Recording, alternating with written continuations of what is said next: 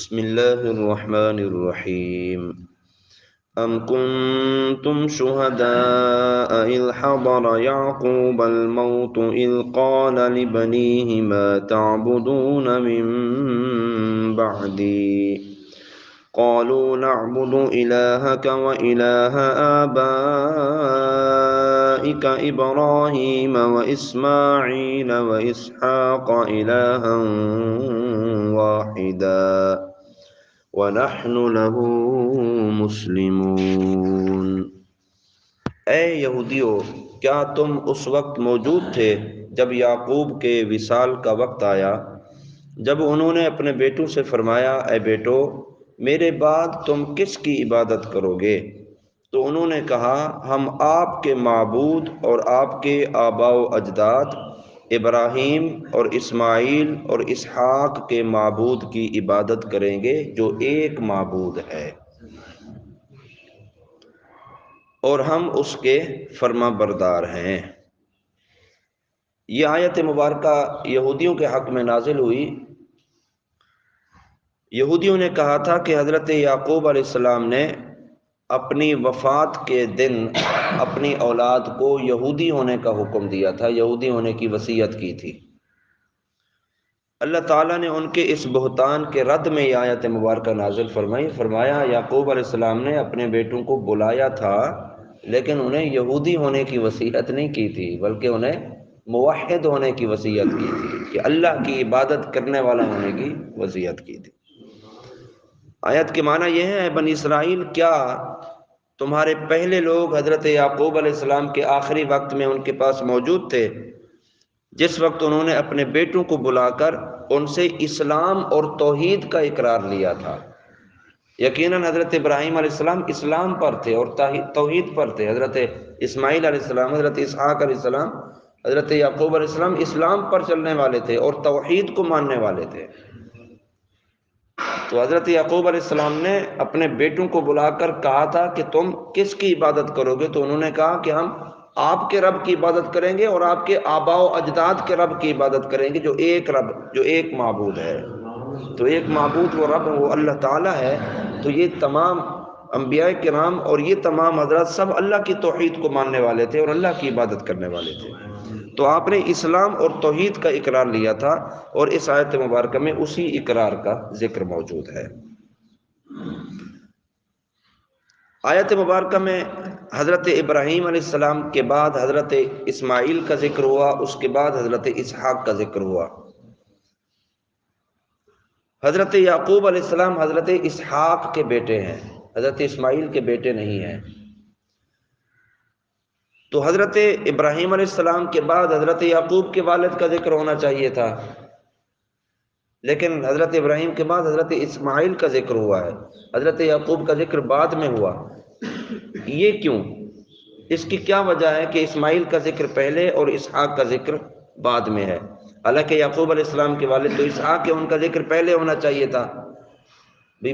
بات جو بیٹے کی ہو رہی ہے، اب بیٹا جب اپنے باپ کی بات کرے گا تو پہلے نمبر پر لائے گا یا لانا چاہیے، لیکن یہاں پر حضرت اسماعیل کا ذکر پہلے کیوں ہے؟ اس کی ایک وجہ یہ ہے کہ حضرت اسماعیل علیہ السلام کو حضرت یعقوب کے آبا میں داخل کیا گیا۔ حالانکہ حضرت اسماعیل تو حضرت یعقوب کے چچا ہیں، لیکن شرعی اعتبار سے چچا کو بھی باپ کے مرتبے میں رکھا جاتا ہے، چچا بھی باپ کے مرتبے پر، باپ کے مقام پر ہوتا ہے۔ باپ کا بالفرض انتقال ہو جاتا ہے تو پھر چچا ہی ان بچوں کی سرپرستی کرتا ہے اور نگرانی کرتا ہے۔ تو حضرت یعقوب علیہ السلام جو ہے وہ کہ حضرت اسماعیل حضرت یعقوب کے حقیقی والد نہیں تھے، چچا تھے۔ تو چچا باپ کے مرتبے میں ہوتا ہے، تو اس لیے ان کا ذکر یہاں کیا گیا۔ دوسری وجہ یہ کہ حضرت اسماعیل کا ذکر پہلے کیوں کیا، حضرت اسحاق کا بعد میں ذکر کیوں کیا؟ اس کی دو وجہ ہیں۔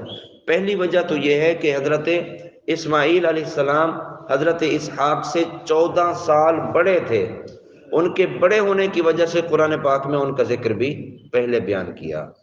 اور دوسری وجہ یہ ہے کہ حضرت اسماعیل علیہ السلام ہمارے پیارے آقا سرکار دو عالم صلی اللہ علیہ وسلم کے آباء و اجداد ہے، تو حضور صلی اللہ علیہ وسلم کے آبا و اجداد ہونے کی حیثیت سے حضرت اسماعیل کا ذکر پہلے کیا اور حضرت اسحاق کا ذکر بعد میں کیا ہے. یہ وجوہات یہاں بیان فرمائی.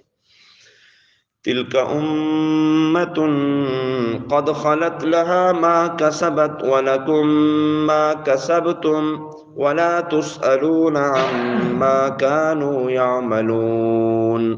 وہ ایک امت ہے جو گزر چکی ہے، ان کے اعمال ان کے لیے ہیں اور تمہارے اعمال تمہارے لیے ہیں، اور تم سے ان کے کاموں کے بارے میں نہیں پوچھا جائے گا.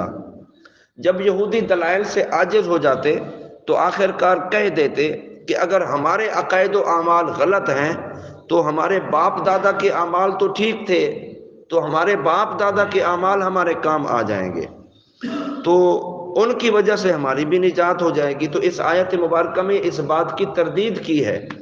فرمایا کہ وہ لوگ گزر چکے ہیں جو اچھے عمل کرنے والے تھے.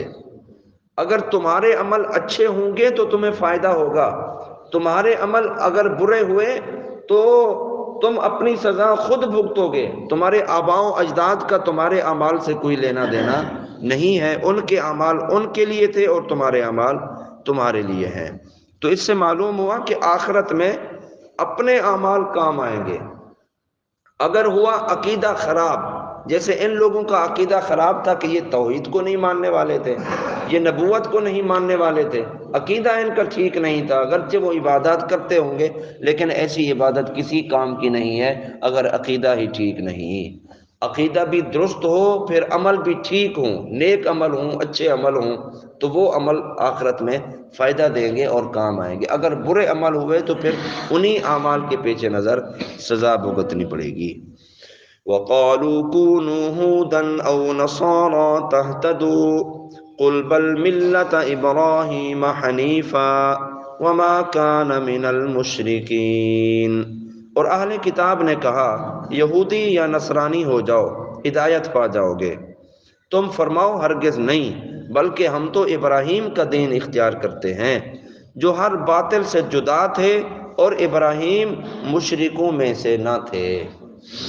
حضرت عبداللہ ابن عباس رضی اللہ تعالیٰ عنہ نے فرمایا کہ یہ آیت مبارکہ مدینے کے یہودی سرداروں اور نجران کے عیسائیوں کے جواب میں نازل ہوئی. یہودیوں نے تو مسلمانوں سے کہا تھا کہ حضرت موسیٰ علیہ السلام ہی جناب وہ تمام انبیاء سے افضل ہیں اور تورات تمام کتابوں سے افضل ہے، اور یہودی دین جو ہے یہ تمام دینوں سے اعلیٰ ہے.